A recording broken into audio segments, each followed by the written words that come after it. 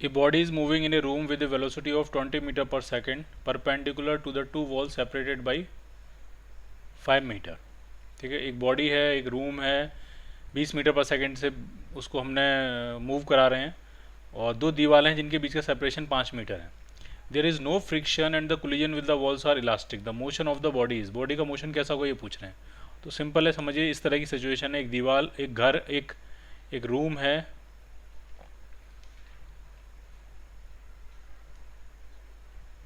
इस तरह से एक बॉक्स जैसा है, और एक ये बॉल है, बॉडी है जिसके पास वेलोसिटी है 20 मीटर पर सेकंड की, और दीवारों के बीच का सेपरेशन दिया आपको 5 मीटर। तो ये इधर जाएगी, फिर यहाँ से टकराएगी, कोलिजन सारे इलास्टिक हैं, E = 1। तो इसका मोशन कैसा होगा? तो पहली बात तो इसका मोशन पीरियोडिक होगा, क्योंकि इसको जाने और वापस आने में, फिर जाने फिर वापस आने में एक सेम ही टाइम लगता रहेगा। और वो टाइम कितना लगेगा? तो जाने और आने में 10 मीटर की डिस्टेंस ट्रैवल कर रहा है और 20 की स्पीड है, तो आधा सेकंड उसका टाइम पीरियड हो जाएगा। इस पोजीशन से चल के वापस इसी पोजीशन पे आने में आधा सेकंड का टाइम लग रहा है। तो पहली बात तो ये मोशन पीरियोडिक है। दूसरी बात, ये एक ही पाथ में मूव कर रहा है, तो ये मोशन ऑसिलेटरी है।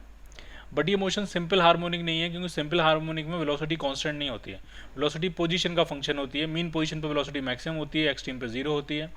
ठीक है, और उसमें एक रिस्टोरिंग फोर्स होता है जो कि मीन पोजीशन की तरफ हमेशा लगता रहता है। तो ये मोशन पीरियोडिक है और सेम पाथ पे टू एंड फ्रो मोशन कर रहा है, ऑसिलेटरी है, बट ये मोशन सिंपल हार्मोनिक नहीं है। तो आंसर क्या बनेगा? It is a periodic but not simple harmonic, B part. Simple harmonic motion जो होता है उसमें जो रिस्टोरिंग फोर्स होता है वो इस फॉर्मेट का होना चाहिए, -kx फॉर्मेट का होना चाहिए। ठीक, टाइम सेम होना चाहिए, पाथ सेम होना चाहिए, at the same time restoring force इस फॉर्मेट का होना चाहिए। इस केस में कोई रिस्टोरिंग फोर्स नहीं है, जिस मोमेंट पे बस हिटिंग हो रही है, बस उसी मोमेंट पे बहुत ज़्यादा फोर्स लग रहा होगा एक मोमेंट के लिए, और वो वेलोसिटी बदल दे रहा है, फिर उसके बाद बॉल जो है वो कांस्टेंट वेलोसिटी से चलती चली जा रही है। इस केस में कोई मीन पोजीशन जैसी भी चीज़ नहीं कह सकते हम। मीन पोजीशन वो होती है जिस पे वेलोसिटी जो होती है मैक्सिमम होती है। मीन पोजीशन पे जो काइनेटिक एनर्जी है, जो वेलोसिटी है, वो मैक्सिमम होती है। इस केस में वेलोसिटी पूरे मोशन में यूनिफॉर्म जैसी रही है। यहाँ से यहाँ जाते में पूरे हर टाइम 20 मीटर पर सेकेंड ही है, वापस आते टाइम हर टाइम 20 मीटर पर सेकेंड ही है। ठीक है, तो इस तरह की सिचुएशन है। तो ये मोशन आपका पीरियोडिक जरूर है, बट ये सिंपल हार्मोनिक नहीं है।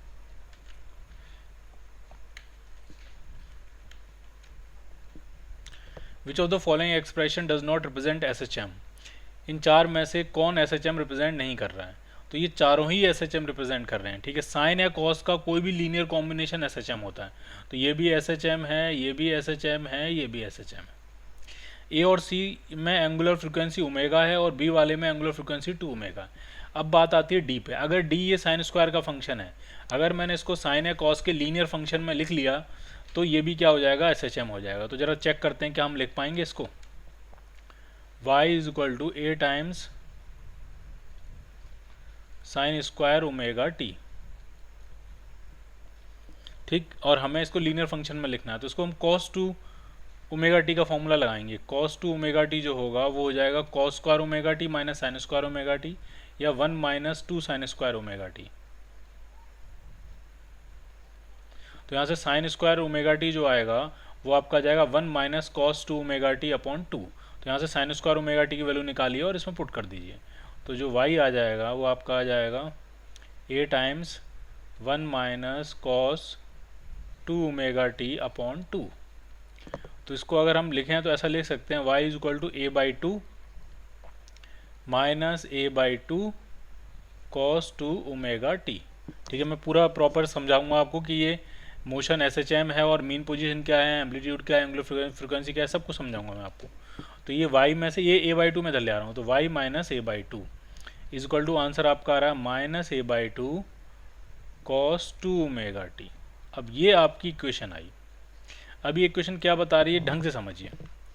ये इक्वेशन ये बता रही है कि जो SHM है आपका वो y एक्सिस पे हो रहा है। SHM जो हो रहा है वो किस एक्सिस पे हो रहा है? y एक्सिस पे।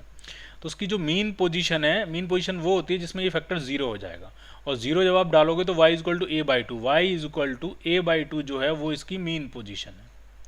y = a/2 के अबाउट वो SHM करेगा। अच्छा, उसका एम्पलीट्यूड क्या है? तो ये उसका एम्पलीट्यूड है, यानी y = a/2 के अबाउट a/2 के ही एम्पलीट्यूड में वो ऊपर नीचे ऑसिलेट कर रहा है। यानी यहाँ आता होगा ओरिजिन तक और यहाँ जाएगा y इक्वल टू ए तक। जो एम्पलीट्यूड है वो भी किसके बराबर है, आपका a/2 के बराबर है। ठीक, तो पहली बात मीन पोजीशन पता लगी कितनी है, तो मीन पोजीशन है y इक्वल टू a/2 और y इक्वल टू a/2 के अबाउट a/2 के ही एम्पलीट्यूड में ये क्या कर रहा है, ऑसिलेट कर रहा है। और जब ये ऑसिलेट कर रहा है तो उसकी जो एंगुलर फ्रिक्वेंसी है वो ओमेगा नहीं है, वो 2 ओमेगा की एंगुलर फ्रिक्वेंसी से ऑसिलेट कर रहा है। ठीक, अच्छा मोशन इसने स्टार्ट कहाँ से किया होगा, स्टार्ट कहाँ पे किया होगा, तो जब आप टी की वैल्यू डालोगे यहाँ पे तो देखते हैं क्या आने वाला है। तो जैसे ही आप टी की वैल्यू डालोगे तो cos 0, टी की वैल्यू 0 डालोगे इनिशियल पोजीशन के लिए तो cos 0 1 होता है और -a/2 से -a/2 कैंसिल आउट हो जाएगा, यानी इसने मोशन स्टार्ट किया y इक्वल टू 0 से, यानी मोशन इस पॉइंट से स्टार्ट किया होगा। अगर मैं इस SHM के हिसाब से कहूँ तो इसने अपने निगेटिव एक्सट्रीम से स्टार्ट किया। ये मेन पोजीशन, इसको हम पॉजिटिव एक्सट्रीम मानेंगे, तो इसने कहाँ से स्टार्ट किया, अपने नेगेटिव एक्सट्रीम से स्टार्ट किया और इस तरह से ये क्या करेगा, SHM करेगा। क्लियर, तो साइन स्क्वायर ओमेगा टी कहीं लिखा है या कॉस स्क्वायर ओमेगा टी लिखा है तो उसको भी आप लीनियर फैक्टर में कन्वर्ट कर सकते हो, साइन और कॉस के लीनियर फंक्शन में कन्वर्ट कर सकते हो, तो वो भी क्या होता है, आपका SHM होता है। जनरली लोगों को लगता है कि कॉस, ये जो साइन स्क्वायर का फैक्टर है ये SHM नहीं है। जिसने ये क्वेश्चन बनाया उसको भी ऐसा लगता होगा कि साइन स्क्वायर का फैक्टर जो है SHM नहीं है, इसलिए उन्होंने क्वेश्चन बना दिया which of the following expression does not represent SHM। But ये चारों ही क्या है, SHM, और इसको मैंने डिटेल में डिस्कस किया है कि इसकी मीन पोजिशन क्या होगी, इसका एम्पलीट्यूड क्या होगा, इसकी एंगुलर फ्रिक्वेंसी क्या होगी। क्लियर, अब इसी पे बेस्ड ये वाला क्वेश्चन है कि अगर sign square omega T factor है तो ये सिंपल हार्मोनिक मोशन है कि नहीं। ये बिल्कुल सिंपल हार्मोनिक मोशन है, लेकिन उसका टाइम, उसकी एंगुलर फ्रिक्वेंसी डबल है, टाइम पीरियड इसका आधा होगा। एंगुलर, जैसे मैंने इसकी एंगुलर फ्रिक्वेंसी निकाली तो एंगुलर फ्रिक्वेंसी 2 ओमेगा आई, तो टाइम पीरियड जो होगा आधा होगा, यानी टाइम पीरियड बनेगा π/ओमेगा। ठीक है, टाइम पीरियड का जो फॉर्मूला होता है वो होता है 2π/ओमेगा और ओमेगा इस केस में है 2 ओमेगा, तो टाइम पीरियड कितना आ गया, π/ओमेगा। तो ये जो साइन स्क्वायर ओमेगा टी है ये भी SHM है, लेकिन उसका जो टाइम पीरियड है वो कितना है, वो π/ओमेगा है। क्लियर,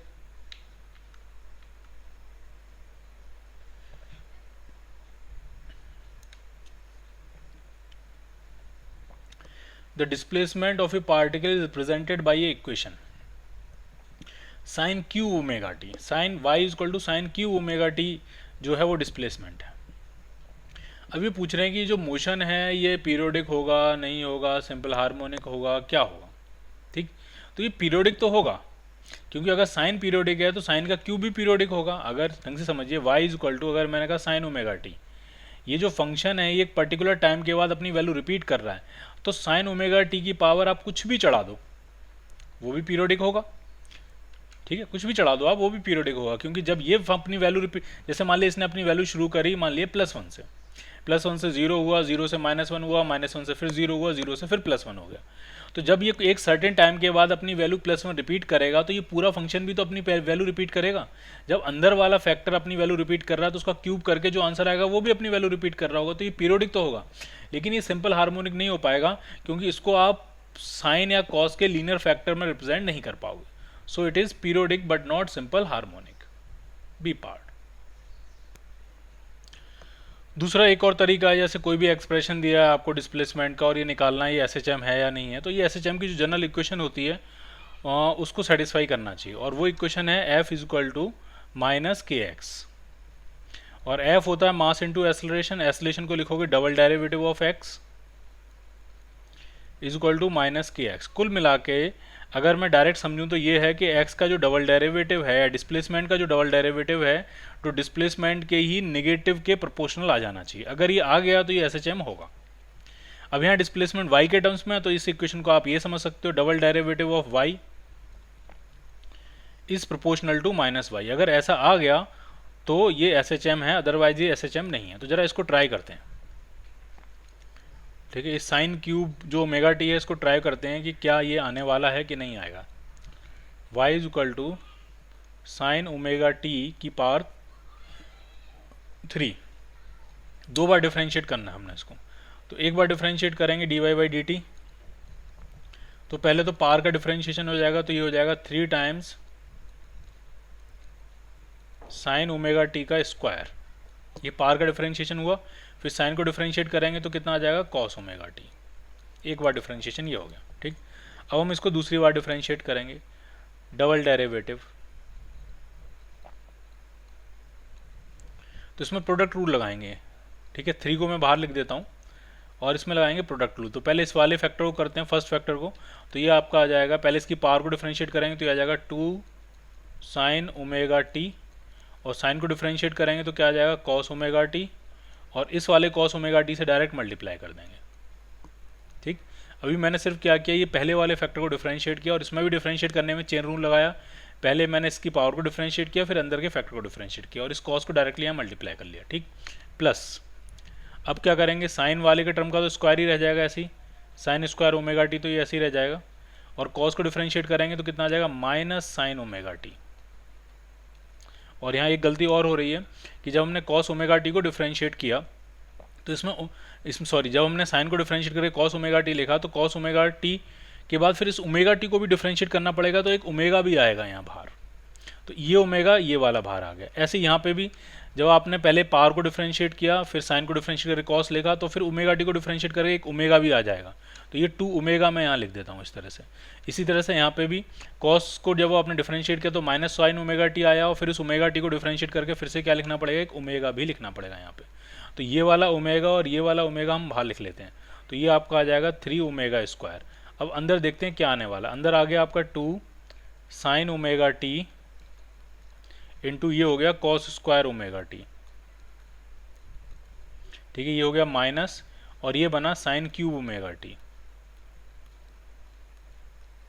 ठीक, तो ये साइन क्यूब ओमेगा टी ठीक है, और कॉस स्क्वायर ओमेगा टी को हम 1 minus sine square omega T, क्योंकि हमें सब कुछ साइन क्यूब ओमेगा टी में कन्वर्ट करना है, तभी हम कोशिश कर पाएंगे कि y का जो डबल डेरिवेटिव है वो माइनस वाई के प्रोपोर्शनल हो जाए।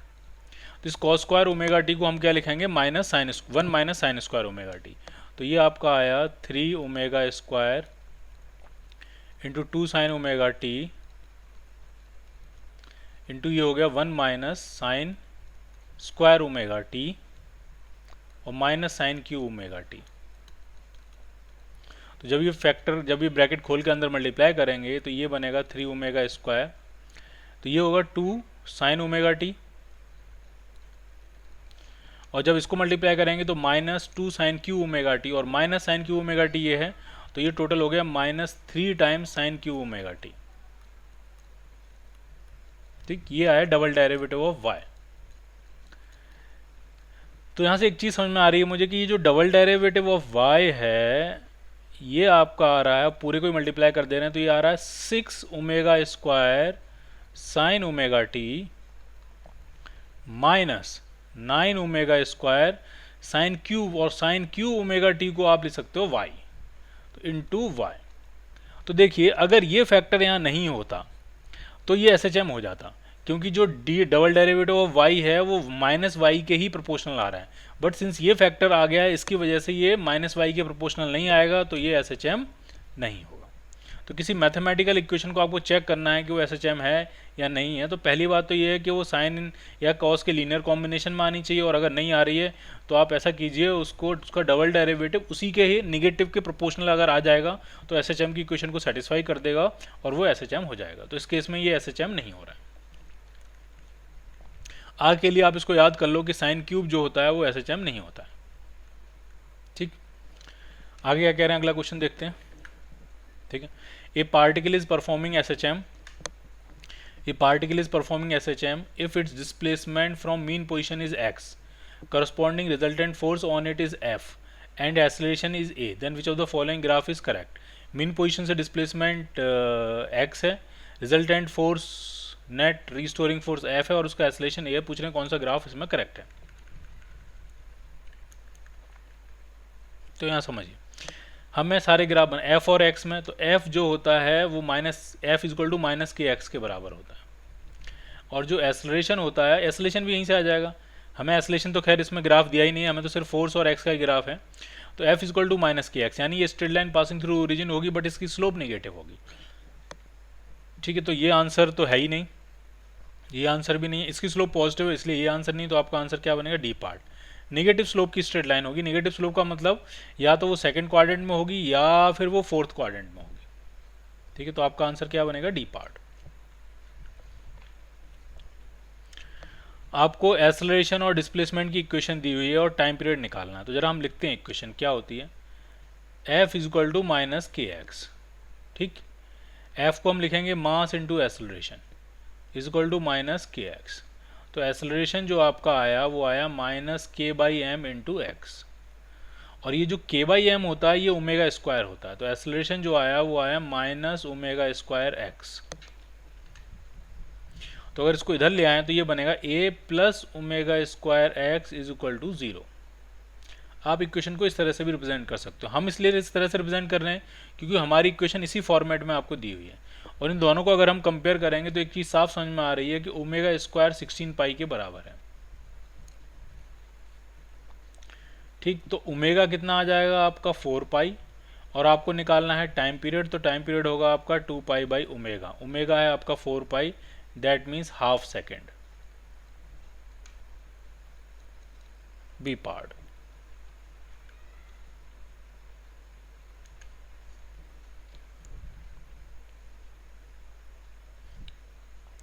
At t is equal to 0, the particle of mass m starts moving from rest due to the force F is equal to F naught sin omega t I cap। ठीक, t is equal to 0 पे particle है m मास का, उस पर क्या force लग रहा है, F is equal to F naught sin omega t।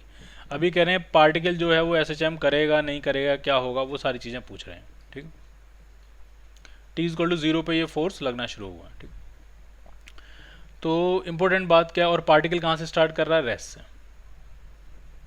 ठीक है, तो इम्पोर्टेंट बात ये है t इक्वल टू 0 पे ही अगर हम फोकस करें तो पार्टिकल रेस्ट से स्टार्ट कर रहा है, यानी इसकी वेलोसिटी 0 है। अगर हम माने कि अगर ये SHM कर रहा है, ऐसे ही मान लेता हूँ कि अगर ये SHM कर रहा है तो t इक्वल टू 0 पे पार्टिकल रेस्ट से स्टार्ट कर रहा है, यानी उसकी वेलोसिटी क्या है, 0। और फोर्स की वैल्यू क्या होगी t इक्वल टू 0 पे, जरा वो भी देखते हैं। फोर्स का एक्सप्रेशन है F not sign omega T, और टाइम की वैल्यू जब आप 0 डालोगे तो फोर्स भी क्या आ जाएगा, 0। यानी t इक्वल टू 0 वाली कंडीशन ये है कि पार्टिकल रेस्ट में और फोर्स भी है 0। तो इम्पोर्टेंट बात इसमें अब यही है कि यही कंडीशन SHM के साथ एग्रीमेंट में नहीं है। क्यों? क्योंकि जब पार्टिकल SHM करता है तो ये कहीं मीन पोजीशन होती है और इसके अबाउट इस तरह से ये ऑसिलेट कर रहा होता है। तो एक्सट्रीम पोजीशन पे होती है वेलोसिटी 0, और जब वेलोसिटी 0 होती है तब फोर्स आपका मैक्सिमम होता है, और जहाँ पे मेन पोजीशन पे फोर्स 0 होता है और जहाँ फोर्स 0 होता है वहाँ वेलोसिटी मैक्सिमम होती है। यस, ये समझ में आ रहा है आपको। SHM की अगर हम जनरल सेटअप देखें तो मेन पोजीशन के अबाउट इस तरह से कोई पार्टिकल SHM कर रहा होगा, तो वेलोसिटी कहाँ 0 होती है, तो एक्सट्रीम पोजीशन पे 0 होती है, लेकिन वहाँ फोर्स 0 नहीं होता, वहाँ फोर्स मैक्सिमम होता है।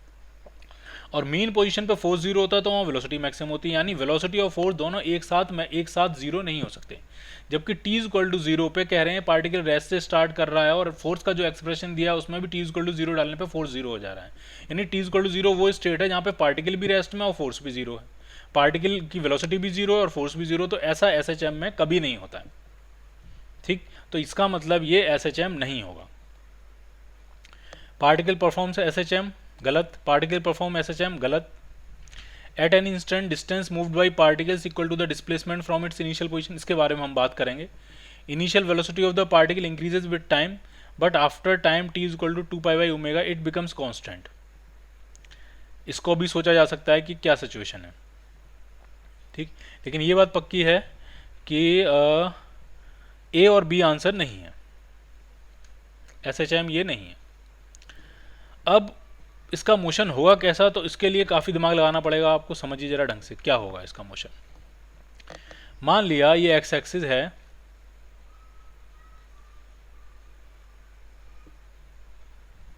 और t इज इक्वल टू 0 पे पार्टिकल ने मान लिया ओरिजिन से चलना शुरू किया, इनिशियल वेलोसिटी भी उसकी 0 थी, और फोर्स पॉजिटिव एक्स डायरेक्शन में लग रहा था। शुरुआत में वो फोर्स भी 0 था, बट जैसे जैसे टाइम बढ़ेगा वैसे वैसे फोर्स की वैल्यू बढ़ेगी और ये इसको आगे एस्लेट करेगा।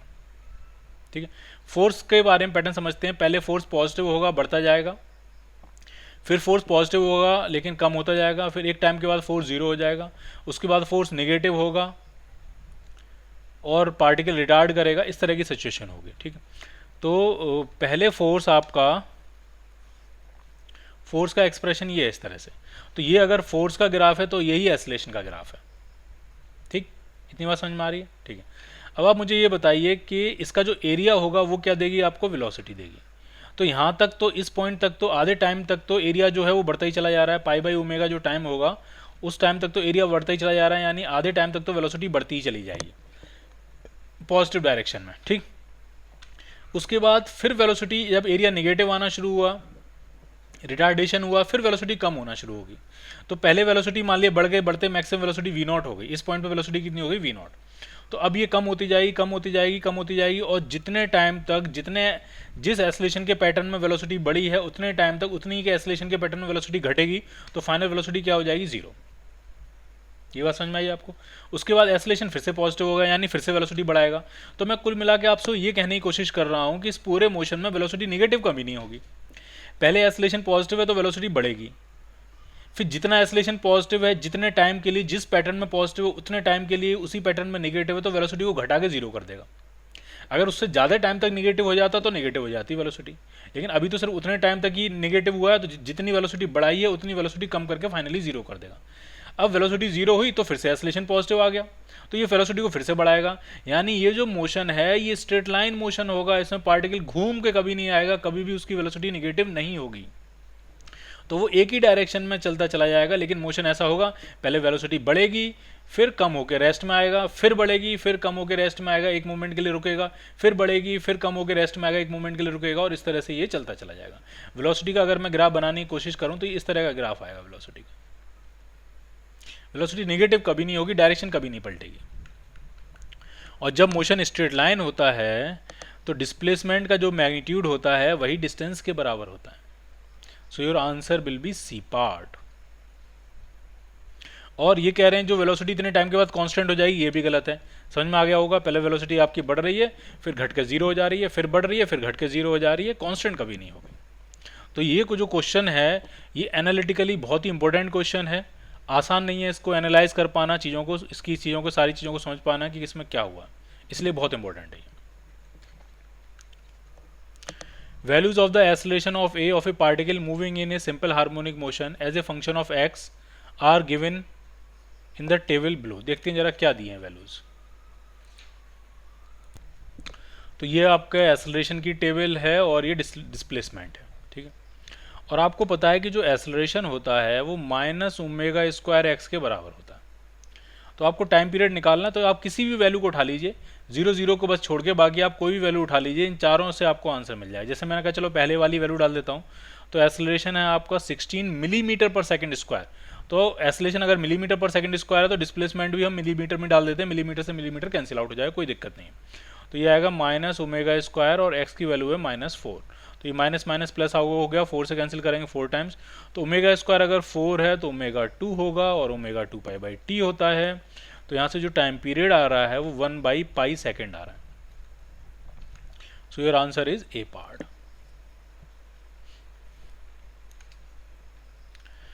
A particle execute SHM between -a to +a. The time taken for it in going from 0 to a/2 is t1 and from a/2 to a होना चाहिए यहाँ पे to a, और ये t/2 नहीं t2 होना चाहिए, ये t2 है, ठीक है।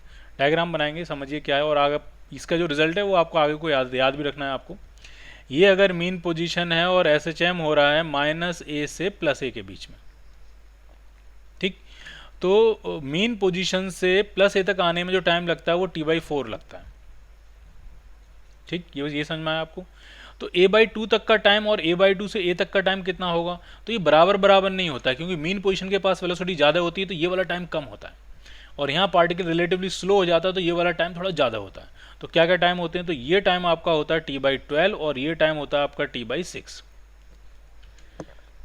और दोनों को अगर आप ऐड करोगे तो t/4 आ जाएगा, ठीक।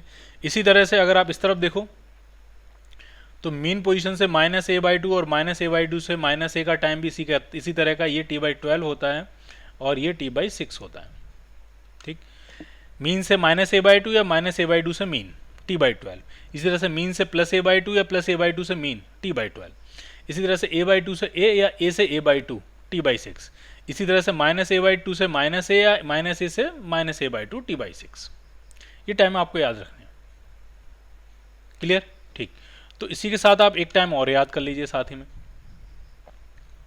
कि ये अगर मेन पोजीशन है तो ये आपका +a है, ये आपका -a है, और आपको पता है यहाँ से लेकर यहाँ तक का टाइम t/4 है। तो t/8 में कहाँ पहुँचेगा वो, तो पहले t/8 में जो पहुँचता है वो a/√2 तक आ जाता है, ये होता है टाइम t/8। और a/√2 से a तक का भी टाइम कितना होता है, t/8। ठीक, ये आपको समझ में आया कि आप ये कह सकते हो कि यहाँ से लेकर यहाँ तक का टाइम अगर t/4 है तो ये बताओ t/8 में कहाँ होता है वो। तो मेन पोजीशन से a/√2 तक आने का टाइम t/8 है और a/√2 से a तक जाने का टाइम भी क्या है, t/8 है।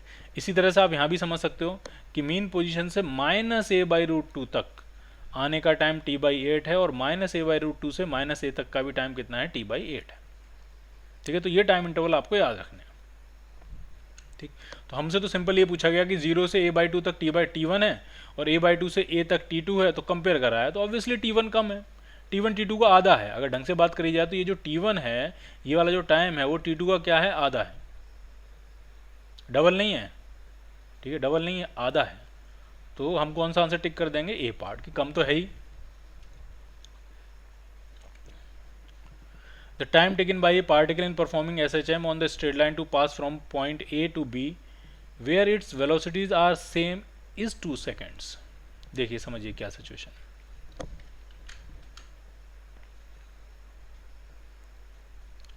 जैसे ये मान लिया मीन पोजीशन है, ये आपकी एक्सट्रीम पोजीशन होगी +a, ये दूसरी एक्सट्रीम पोजीशन होगी -a। अब ये कह रहे हैं कि ऐसे दो पॉइंट्स जहाँ पे उसकी वेलोसिटी सेम है और उन दो पॉइंट्स उन दोनों पॉइंट्स को मूव करने में टाइम 2 सेकंड लगता है। तो अगर वेलोसिटी सेम है तो वो दोनों पॉइंट्स मीन पोजीशन के अबाउट सिमेट्रिकली लोकेटेड होंगे। जितना एक पॉइंट मीन पोजीशन से इधर होगा उतना ही दूसरा पॉइंट मीन पोजीशन से इधर होगा। तो अगर एक पॉइंट का नाम ए है, एक पॉइंट का नाम बी है, एम्पलीट्यूड भी मैंने ए लिखा है तो कन्फ्यूज मत हो जाना। एक पॉइंट मान लिया यहाँ है, कुछ कहीं भी मान सकते हैं, ए है, और दूसरा पॉइंट यहाँ है, बी है। ठीक, और इन दोनों पे वेलोसिटी सेम है, तो ऐसा तभी हो सकता है जब दोनों की मीन पोजीशन से, दोनों पॉइंट मीन पोजीशन से सिमेट्रिकली लोकेटेड होंगे। जितना ए इधर होगा उतना ही बी इधर होगा। ठीक, और ए से बी जाने में 2 सेकंड लगते हैं, यानी 1 सेकंड मीन पोजीशन तक आने में और अगला 1 सेकंड मीन पोजीशन से बी तक जाने में। इतना ठीक है। और फिर कह रहे हैं after another 2 seconds it returns to B, और अगले 2 सेकंड में ये बी से जाके बी पे लौट आता है। इसका मतलब फिर से एक्सट्रीम तक जाने का टाइम 1 सेकंड और एक्सट्रीम से वापस बी तक आने का टाइम 1 सेकंड। ठीक, और आपसे पूछ रहे हैं टाइम पीरियड बता दीजिए कितना होगा। तो आप सिर्फ ये बताओ मीन से एक्सट्रीम तक का टाइम कितना लगा। तो मीन से बी तक आने और बी से एक्सट्रीम तक जाने का टाइम 2 सेकंड है और ये t/4 होता है। So t/4 is equal to 2 seconds, hence time period is equal to 8 seconds.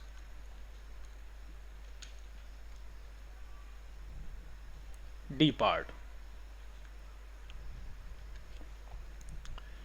a particle is performing simple harmonic motion along x-axis with amplitude 4 cm and time period 1.2 seconds. The minimum time taken by the particle to move from x is equal to 2 cm to x is equal to 4 cm and back again, वापस x is equal to 2 पे वापस आना है। तो diagram बनाएंगे, तुरंत समझ में आ जाएगा आपको। ये मीन पोजीशन है और एम्पलीट्यूड 4 सेंटीमीटर है, तो ये होगा +4 सेंटीमीटर और ये होगा आपका -4 सेंटीमीटर और ये होगी मीन पोजीशन। तो आपको x इज इक्वल टू 2 से, यानी बीच में है, x इज इक्वल टू +2 से, a/2 है ये बेसिकली, +2 से 4 तक जाने और 4 से वापस +2 तक आने का टाइम पूछ रहे हैं, ये टाइम पूछ रहे हैं। तो ये हमें याद है, a/2 से a तक का टाइम जो होता है वो t/6 होता है और लौट के आने का टाइम भी t/6 होगा। तो ये जो पूरा टाइम आएगा वो t/3 आ जाएगा आपका, और टाइम पीरियड 1.2 सेकेंड्स है। सो it is 1.2/3, that means 0.4 seconds।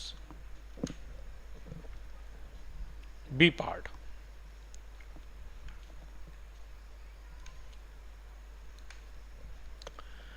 two particles P and Q describe SHM of same amplitude A, the frequency f along the same straight line। दो पार्टिकल हैं सेम स्ट्रेट लाइन के along same amplitude में same frequency से oscillate कर रहे हैं। The maximum distance between the two particles is a√2। अब यहाँ समझने वाली बात है, तो सबसे पहले डायग्राम बनाएंगे।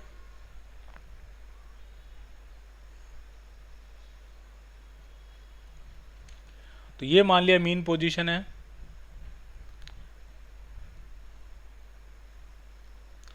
और सेम एम्पलीट्यूड, यानी ये +a, ये होगा -a। ये दूसरा वाला पार्टिकल की लाइन है, ये +a, ये माइनस, सेम ही लाइन है बट मैंने थोड़ा अलग अलग इसलिए दिखाई है ताकि आपको अलग अलग दिखाई दे। ठीक है, और फ्रीक्वेंसी सेम है, सब कुछ सेम है, लेकिन इनका फेज सेम नहीं होगा। क्योंकि कह रहे हैं maximum distance between the two particles is a/√2। जब ये ऑसिलेट कर रहे हैं तो हर टाइम पे ये अलग अलग पोजीशन पे मिलेंगे और इनके बीच का मैक्सिमम सेपरेशन a√2 आपको दिया है। ठीक, अब ऐसा कैसे सेटल होता है, अब वो आप इंपॉर्टेंट पॉइंट है वो ढंग से समझिए। देखिए, अगर इनके बीच में मैक्सिमम सेपरेशन a√2 है तो ऐसा तब हो सकता है जब एक पार्टिकल हो यहाँ पे P, और P मीन पोजीशन से जितना आगे है Q मीन पोजीशन से उतना ही पीछे हो। ठीक, और ये दोनों एक ही डायरेक्शन में चल रहे हैं। ठीक, इनके बीच की टोटल डिस्टेंस जो है वो a√2 है, तो आधी डिस्टेंस जो होगी वो a/√2 हो जाएगी। यानी यहाँ से यहाँ तक की डिस्टेंस होगी a/√2 और यहाँ से यहाँ तक की डिस्टेंस भी क्या होगी a/√2, तब जाके इनकी टोटल डिस्टेंस, इनके बीच की डिस्टेंस a√2 बनेगी। ठीक, अब ये सिचुएशन ये इंश्योर करेगी कि इनके बीच में मैक्सिमम सेपरेशन a√2 होगा। क्यों, वो समझिए। क्योंकि इसके आगे जब ये P बढ़ेगा, अभी P और Q दोनों की वेलोसिटी सेम होगी क्योंकि दोनों मीन पोजीशन से सिमेट्रिकली लोकेटेड है। फिर जैसे ही टाइम आगे बढ़ेगा तो P तो जा रहा है एक्सट्रीम की तरफ, तो इसकी स्पीड कम होती जाएगी, और Q आ रहा है मीन की तरफ, इसकी स्पीड बढ़ेगी। तो पीछे वाला अगर तेज आएगा और आगे वाला स्लो जाएगा तो इनके बीच का सेपरेशन कम हो जाएगा। इसका मतलब अभी जो सेपरेशन होगा वही क्या होगा, आपका मैक्सिमम सेपरेशन होगा। ठीक, ये बात समझ में आ रही है आपको? क्योंकि जैसे ही हम इससे आगे टाइम बढ़ाएंगे तो इनके बीच का सेपरेशन क्या हो रहा है, कम हो रहा है। क्लियर? तो ये दोनों एक ही डायरेक्शन में जा रहे होंगे तब इनके बीच में मैक्सिमम सेपरेशन ये आएगा। ठीक, अच्छा, अगर मैं ये सोचूं कि दोनों अपोजिट डायरेक्शन में चल रहे होंगे, जैसे मैंने एक मोमेंट के लिए ऐसे सोचा कि चलो मैं मानता हूँ P इधर नहीं जा रहा है, P इधर जा रहा है। ठीक है, तो ये इधर से आ रहा है, ये इधर से आ रहा है, यानी इस टाइम से पहले इनके बीच में सेपरेशन ज़्यादा रहा होगा, क्योंकि P इधर से चलता हुआ आ रहा है, Q इधर से चलता हुआ आ रहा है। तो टाइम को अगर हम बैकवर्ड लेके जाएंगे, टाइम को अगर मैं पास्ट में लेके जाऊंगा तो P इधर से आ रहा है और Q इधर से आ रहा है, तो इनके बीच का सेपरेशन a√2 से ज़्यादा रहा होगा। जबकि क्वेश्चन में कह रहे हैं कि मैक्सिमम सेपरेशन a√2 ही है, तो ये नहीं हो सकता, वही होगा जो हमने इनिशियली एज्यूम किया। तो इसको आप याद कर लीजिए। अगर किसी क्वेश्चन में ऐसा दिया हो कि P और Q सेम स्ट्रेट लाइन पे सेम एम्पलीट्यूड सेम फ्रीक्वेंसी से ऑसिलेट कर रहे हैं और उनके बीच का मैक्सिमम सेपरेशन ये है, तो जो मैक्सिमम सेपरेशन दिया जाता है उसको मीन पोजीशन के अबाउट आधा आधा बांट लीजिए, और एक पे पार्टिकल P रख दीजिए और एक पे पार्टिकल Q रख दीजिए और दोनों को सेम डायरेक्शन में चला दीजिए। अब ये पूछ रहे हैं इनके बीच में फेज डिफरेंस कितना है, तो हम निकालेंगे इनके बीच में टाइम डिफरेंस कितना है, और टाइम डिफरेंस हम निकालेंगे फेज डिफरेंस। ठीक है, तो टाइम डिफरेंस कितना है, देखिए कैसे निकाल रहा हूँ मैं ये निकाल रहा हूँ कि Q P से कितना पीछे है। अगर P यहाँ इंतजार करेगा नहीं, लेकिन अगर इंतजार करे तो इस लोकेशन में Q को आने में कितना टाइम लगेगा। तो ये लोकेशन, ये a/√2 डिस्टेंस है, a/√2 से मीन पोजीशन तक आने का टाइम t/8 होता है, और अगले मीन पोजीशन से a/√2 तक जाने का टाइम t/8। तो Q जो है वो t/8 प्लस t/8 यानी t/4 पीछे है। Q जो है वो कितना टाइम का गैप है, कितना टाइम लगेगा, t/4 जो है वो टाइम में पीछे है। तो फेज में कितना होगा, तो फॉर्मूला ये होता है delta phi is equal to 2π/t into delta T. Time difference और फेज डिफरेंस का फॉर्मूला है, सारी वैल्यू डालेंगे, 2π/t इंटू t/4, तो ये कैंसिल आउट होके आ रहा है π/2। तो इनके बीच का जो फेज डिफरेंस होगा वो कितना होगा, π/2 होगा, B part. A particle executing SHM of amplitude 4 cm and time 4 seconds. The time taken by it to move from positive extreme position to half the amplitude. ठीक, डायग्राम बनाएंगे तो तुरंत समझ में आ जाएगा। आपसे ये कह रहे हैं कि पॉजिटिव एक्सट्रीम जो है प्लस ए वाली जो पोजीशन है, मीन पोजीशन ये है, ये माइनस एक्सट्रीम है। कह रहे हैं पॉजिटिव एक्सट्रीम से आधे एम्पलीट्यूड तक का टाइम पूछ रहे हैं, a/2 तक का टाइम पूछ रहे हैं। तो ये तो स्टैंडर्ड है, आपको याद है, t/6. T is 4 seconds, so it is 4/6. That means 2/3 seconds.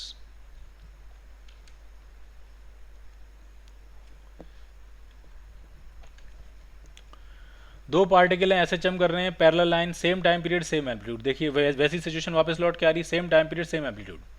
लेकिन किसी पर्टिकुलर इंस्टेंट पे कह रहे हैं कि one particle is at the extreme position, जैसा कि यहाँ ए जो है वो एक्सट्रीम पोजीशन पे, ये फर्स्ट पार्टिकल है वो ए पे है, ठीक, and the other is at the mean position, और दूसरा जो पार्टिकल है वो यहाँ है। तो इनके कितनी देर के बाद एक दूसरे को क्रॉस कर देंगे, कितनी देर के बाद एक दूसरे को क्या कर देंगे, they will cross each other after further time, कितने टाइम में ही क्रॉस कर देंगे। तो जरा इनका जो मोशन है टाइम के साथ वो जरा हम डिस्कस करेंगे कि कितने देर में कौन कहाँ पहुँचेगा, कौन कहाँ से लौट के आएगा, क्या होगा, कब मिलने के इनके चांसेस हैं। तो ये है मीन पोजीशन, ये पॉजिटिव एक्सट्रीम। तो टी इज इक्वल टू 0 पे एक पार्टिकल तो आपका यहाँ है और इधर आ रहा है, और दूसरा वाला पार्टिकल यहाँ है।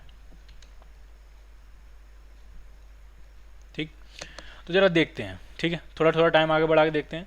तो मैंने आपको t/4 टाइम दिया, तो t/4 में ये वाला जो येलो वाला है ये यहाँ पहुँच जाएगा, ठीक, और ये जो ब्लू वाला है ये अपने यहाँ पहुँच जाएगा। क्लियर, येलो वाला इधर जा रहा होगा और ब्लू वाला लौट के आने की तैयारी कर रहा होगा। तो t/4 में तो मीट नहीं करे, प्लस कितना टाइम और दें, तो अब जितनी देर में ये इधर आए उतनी देर में इसको भी यहाँ आ जाना चाहिए और दोनों मिल जाने चाहिए। ठीक, तो इसका मतलब इसके इधर आने में और इसके इधर आने में टाइम सेम लगना चाहिए, तो वो टाइम होगा t/8, और ये मिलेंगे -a/√2 पे। ये समझ में आया? वो टाइम कितना होगा t/8, क्योंकि ये t/8 में -a/√2 पे आ जाएगा और ये भी -a से -a/√2 पे आ जाएगा t/8 में, और ये दोनों मिल जाएंगे। तो पहली बार ये मीट करेंगे कितने टाइम के बाद? t/4 प्लस t/8 टाइम के बाद। So it is 3t/8। B part. अगर आप मैथमेटिक्स से करना चाहो तो दोनों की इक्वेशन बना के दोनों की पोजीशन सेम रख के आप सॉल्व कर सकते हो, बट वो थोड़ा ट्रिकी हो जाएगा और नीट के लिए तो रिक्वायर्ड नहीं है। इंजीनियरिंग वाले बिल्कुल कर सकते हैं, ठीक है। जैसे एक पार्टिकल पॉजिटिव एक्सिम से स्टार्ट कर रहा है तो उसकी इक्वेशन बनेगी x1 is equal two plus A cos omega T, और एक मीन से स्टार्ट कर रहा है लेकिन नेगेटिव एक्सट्रीम की तरफ भाग रहा है तो उसकी जो इक्वेशन बनेगी वो बनेगी -a साइन ओमेगा टी। ठीक है, थ्योरी में ये मैंने अच्छे से पढ़ाया है कि कॉस की इक्वेशन कब लिखते हैं, साइन की इक्वेशन कब लिखते हैं, प्लस कॉस कब लिखा जाता है, माइनस कॉस कब लिखा जाता है, माइनस साइन कब लिखा जाता है, प्लस साइन कब लिखा जाता है। तो ये सारी इक्वेशन हमने पढ़ी है थ्योरी में। तो ये पहले वाले पार्टिकल के SHM की इक्वेशन है, ये दूसरे की। अब आप पूछ रहे हो कितने टाइम के बाद इनके डिस्प्लेसमेंट सेम हो जाएंगे, यानी आपको क्या करना है, आपको x1 equal to x2 put कर देना है, और जैसे आप x1 equal to x2 put करोगे तो इक्वेशन जो बनेगी वो ये बनेगी आपकी a cos omega t is equal to -a sine omega t. A से तो a कैंसिल आउट हो जाएगा, ठीक, इसको इधर ले आएंगे तो ये आपकी क्वेश्चन बनेगी cos ओमेगा टी, या ऐसे लिख लेते हैं हम, a से a हो गया कैंसिल आउट, तो ये क्वेश्चन बन रही है tan omega t is equal to -1। अब tan की वैल्यू -1 कब होती है, तो tan की वैल्यू +1 होती है π/4 में और -1 होती है 3π/4 में। इसका मतलब ओमेगा टी जो आपका आ रहा है वो आएगा 3π/4, पहली वैल्यू तो यही आ जाएगी। बाकी π/4 में tan की वैल्यू +1 होती है, हमको चाहिए -1, तो 3π/4 ये वैल्यू मिलेगी। ठीक, तो जब ये वैल्यू आपकी मिल गई तो हम यहाँ से क्या करेंगे, ओमेगा की वैल्यू डालेंगे। ओमेगा होता है 2π/t into t is equal to 3π/4, so the time interval t is equal to, ये पाई से पाई कैंसिल आउट हो गया, तो ये आपका आ गया 3t/8। क्लियर, तो लेकिन ये मैथमेटिक्स है थोड़ी सी, तो अगर आप कंफर्टेबल हो तो आप ये कर सकते हो, अदरवाइज हम हिट एंड ट्रायल से भी चला सकते हैं कि ये इतनी देर में यहाँ आ गया होगा, यहाँ आ गया होगा, अभी ये कितनी देर के बाद मिल जाएंगे। दोनों ही तरीके हैं, जो आपको ठीक लगे आप वो कर सकते हो। Two particles execute SHM of the same amplitude of 20 cm with same period along the line, 20 centimetre का एम्पलीट्यूड है और टाइम पीरियड सेम है। Along the line about the equilibrium position, if the phase difference is π/3, then the maximum distance between these two। अब जैसे हमने एक question किया था मैक्सिमम डिस्टेंस वाला और फेज डिफरेंस निकाला था, ये उल्टा है, इसमें फेज डिफरेंस दिया और मैक्सिमम डिस्टेंस निकालनी है। ठीक, तो कैसे करेंगे समझिए जरा। एक ही लाइन, एक ही एम्पलीट्यूड, सब कुछ दिया है आपको। ये पॉजिटिव एम्पलीट्यूड है +a, यहाँ पे ये +a है, यहाँ पे ये -a है, यहाँ ये -a है, और फेज डिफरेंस π/3 है। फेज डिफरेंस कितना है? π/3 है।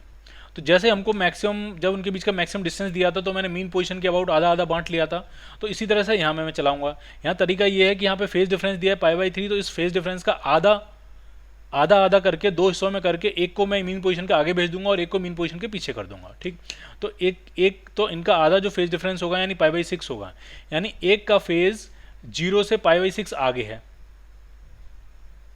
π/6, और दूसरे का 0 से π/6 पीछे है। चल दोनों एक ही डायरेक्शन में रहे होंगे इस तरह से। ठीक, तो जरा देखें π/6 में ये कितना आगे पहुंच जाएगा, π/6 में ये कितना आगे चला जाएगा। तो अगर मीन पोजीशन से कोई चल रहा है तो उसकी इक्वेशन होती है y = x = a sin omega T. और ओमेगा टी है आपका पाई बाई 6 और साइन पाई बाई 6 होता है हाफ, तो ये हो गया ए बाई 2। तो पाई बाई, या फिर आप टाइम भी निकाल सकते हो, आपको फेज पता है तो टाइम भी निकाल सकते हो, टाइम से आप लिख सकते हो। टाइम इंटरवल क्या होता है, तो delta phi is equal to होता है 2 pi by t into delta t. आपके पास फेज है पाई बाई 6, तो ये हो गया pi by 6 is equal to 2 pi by t into delta t. Pi से पाई क्या हो जाएगा, कैंसिल आउट, तो यहाँ से ये डेल्टा टी आपका आएगा वो आपका आ रहा है टी बाई 12। और आपको पता है टी बाई 12 में मीन पोजीशन से कोई कितना आगे निकल सकता है, तो ए बाई 2 आगे निकलेगा वो, तो ये डिस्टेंस होगी ए बाई 2। तो टी पाई बाई 6 फेज अगर पीछे है तो ये पीछे भी कितना होगा, ए बाई 2। तो इनके बीच का जो मैक्सिमम सेपरेशन आएगा जो कि इस पर्टिकुलर स्टेट में होगा तो वो आ जाएगा आपका a. So your answer is amplitude. और एम्पलीट्यूड कितना है, तो 20 सेंटीमीटर शायद एम्पलीट्यूड दिया, एक बार फिर से पढ़ लेता हूं मैं। 20 सेंटीमीटर एम्पलीट्यूड है, ये 20 सेंटीमीटर एम्पलीट्यूड दिया है, तो 20 सेंटीमीटर ही आपका आंसर बन जाएगा। So your answer is B part.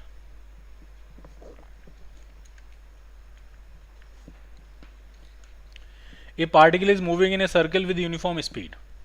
Circle में घूमे जा रही है वो यूनिफॉर्म स्पीड से, तो मोशन जो है वो पीरियोडिक है, ऑसिलेटरी भी नहीं है, क्योंकि ऑसिलेटरी में एक मीन पोजीशन के about to and fro motion होता है, और एसएचएम तो बिल्कुल नहीं है। लेकिन उस सर्कुलर मोशन की जो शेडो होती है किसी भी डायमीटर पे वो एसएचएम करती है, और सर्कुलर मोशन के लिए जो एंगुलर वेलोसिटी होती है ओमेगा, वही उसकी शेडो के एसएचएम के लिए एंगुलर फ्रीक्वेंसी होती है। और सर्कुलर मोशन की जो रेडियस होती है वो शेडो के एसएचएम का एम्पलीट्यूड होती है। ठीक है, तो हमसे तो शेडो के बारे में बात नहीं कर रहे हैं, हमसे तो सिर्फ सर्कुलर मोशन के बारे में बात कर रहे हैं, तो वो पीरियोडिक तो होगा लेकिन सिंपल हार्मोनिक नहीं होगा। So your answer is C part. For a particle executing simple harmonic motion, determine the ratio of average acceleration of particle from the extreme position to equilibrium position to the maximum acceleration. ठीक है, तो जरा समझिए, पहले maximum acceleration पर focus करेंगे। तो acceleration का फॉर्मूला होता है minus omega square x. Minus sign तो सिर्फ ये बताता है कि एक्सेलरेशन जो है वो डिस्प्लेसमेंट के अपोजिट है। इसका मतलब जब डिस्प्लेसमेंट की मैक्सिमम मैग्नीट्यूड होगा तब एक्सेलरेशन का भी मैग्नीट्यूड मैक्सिमम होगा, यानी एक्सट्रीम पोजीशन पे डिस्प्लेसमेंट मैक्सिमम होता है तो एक्सेलरेशन भी मैक्सिमम होगा। तो एक्सेलरेशन की मैक्सिमम वैल्यू मिल गई कितनी, ओमेगा स्क्वायर ए। ठीक, माइनस साइन सिर्फ क्या बताता है कि वो अपोजिट है, तो मैं मैग्नीट्यूड पे फोकस कर रहा हूँ सिर्फ। ठीक, अब एवरेज एक्सेलरेशन क्या होगा, तो एवरेज एक्सेलरेशन का जो फॉर्मूला होता है वो होता है change in velocity upon time interval. और एवरेज एक्सेलरेशन कहाँ से कहाँ तक पूछ रहे हैं आपसे, एक्सट्रीम पोजीशन से इक्विलिब्रियम पोजीशन तक का। तो चेंज इन वेलोसिटी निकालेंगे तो एक्सट्रीम पोजीशन पे वेलोसिटी होती है 0 और इक्विलिब्रियम पोजीशन पे वेलोसिटी होती है ए ओमेगा, मैक्सिमम वेलोसिटी होती है। और मुझे सिर्फ मैं मैग्नीट्यूड में इंटरेस्टेड हूँ तो मैं इसका मैग्नीट्यूड ही निकालूंगा। अपॉन टाइम कितना लगता है, एक्सट्रीम से मीन तक आने का टाइम तो t/4 होता है, t/4। तो ये कितना आने वाला है, ये आने वाला a omega 4a omega upon t, और टी को लिखेंगे हम 2 पाई बाई ओमेगा। तो ये आपका आया a omega square multiplied by 2 by pi. तो ये आया एवरेज एक्सेलरेशन। और एवरेज अपॉन मैक्सिमम का रेशियो पूछा गया, average upon max. So your answer will be 2 by pi, b part. इसमें एक्सेलरेशन और एक्स का ग्राफ दिया है और आपको टाइम पीरियड निकालना है, बहुत ही आसान है। एक्सेलरेशन होता है माइनस ओमेगा स्क्वायर एक्स। ठीक है, तो सबसे पहले मैं इक्वेशन लिखूंगा इसकी और हम ओमेगा निकालेंगे, ओमेगा से टाइम पीरियड मिल जाएगा। तो स्लोप निकलते हैं, अगर ये एंगल 37 डिग्री है, नेगेटिव एक्स एक्सिस से एंगल 37 है, तो जो उसकी स्लोप होगी वो होगी माइनस टेन 37, और 37 होता है 3/4। तो इक्वेशन बनी a is equal to minus 3/4 into x, ये इक्वेशन बनी। y is equal to m x, m है माइनस 3/4। अब अगर हम इसको इससे कंपेयर करेंगे तो ओमेगा स्क्वायर आपका 3/4 आ रहा है, तो ओमेगा कितना आ जाएगा, √3/4, और ओमेगा होता है 2 पाई बाई टी। तो टाइम पीरियड कितना आ गया, तो टाइम पीरियड आ गया 2 पाई टाइम्स √4/3। 4 अंडर रूट के बाहर आ जाएगा, सो it is 4 pi by 3 seconds. So your answer is A part. ये क्वेश्चन हम पहले भी कर चुके हैं, टाइम पीरियड पूछा गया था। तो टाइम पीरियड जहाँ तक मुझे याद आ रहा है, यहाँ इसको ये ओमेगा स्क्वायर था, ओमेगा आपका 4 पाई आ गया था, और ओमेगा को हम लिखेंगे 2π/t, तो टाइम पीरियड आपका हाफ सेकेंड आ गया था। ठीक है, तो ये क्वेश्चन हम पहले भी कर चुके हैं। दो सिंपल हार्मोनिक मोशन आपको दिए हुए हैं, उनका फेज डिफरेंस पूछ रहे हैं, phase difference between their velocities. तो सबसे पहले इनकी वेलोसिटीज निकालेंगे, इक्वेशंस को थोड़ा प्रॉपर ऑर्डर में लिखेंगे ताकि हम कंपेयर कर सकें दोनों के फेज, और फिर फेज डिफरेंस निकाल देंगे। ठीक, तो पहले की वेलोसिटी कितनी आ रही है, 4 साइन का डेरिवेटिव आएगा कॉस 10t + 5, और अंदर वाले टर्म को फिर से डिफरेंशिएट करेंगे तो 10 आ जाएगा, तो 40 cos 10t + 5, ये आई पहले की वेलोसिटी। दूसरे की वेलोसिटी कॉस में है, तो या तो हम पहले से इसको साइन में कन्वर्ट कर लें ताकि जब फाइनल डिफरेंशिएट करें तो आंसर कॉस में आए तो ज़्यादा ठीक होगा। अदरवाइज अभी डिफरेंशिएट करेंगे तो माइनस साइन में आंसर आएगा, तो फिर से उसको कॉस में कन्वर्ट करना पड़ेगा, तो उसको पहले ही सही कर लेते हैं। तो इसको आप ले सकते हो 5 sin π/2 + थीटा भी cos थीटा होता है।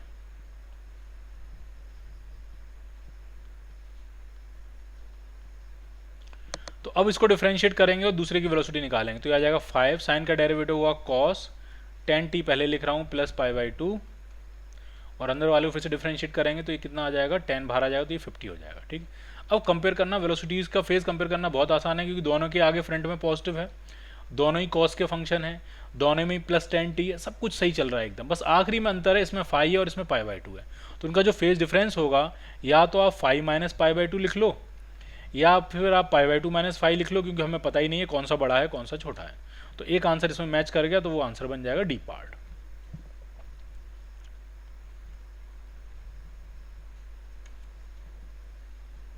A particle performs SHM with time period t and amplitude a. The magnitude of average velocity of the particle over the time interval during which it travels a distance a/2 from the extreme position. पहले diagram, extreme position यानी +a से a/2 travel करना है, यानी +a/2 तक आना है, और इतने मोशन के लिए आपको एवरेज वेलोसिटी निकालनी है। ठीक, तो एवरेज वेलोसिटी का फॉर्मूला होता है, मैग्नीट्यूड है, मैग्नीट्यूड चाहिए, तो ये है total displacement upon total time. तो डिस्प्लेसमेंट जो होगा वो होगा a - a/2, यानी डिस्प्लेसमेंट तो हो जाएगा a/2, और यहाँ से यहाँ तक टाइम कितना लगता है वो आपको याद है, t/6, so it is t/6। t की वैल्यू चाहो तो डाल सकते हो आप, 1/6 t/6, t की वैल्यू होगी 2π/ω। तो देखते हैं क्या आने वाला है, तो ये आ जाएगा a ω तो आ जाएगा, और 6 भी ऊपर पहुँचेगा, और नीचे कितना आ जाएगा 4π, so it is 3/2π times a ω। ये होगी उतने पार्ट की एवरेज वेलोसिटी।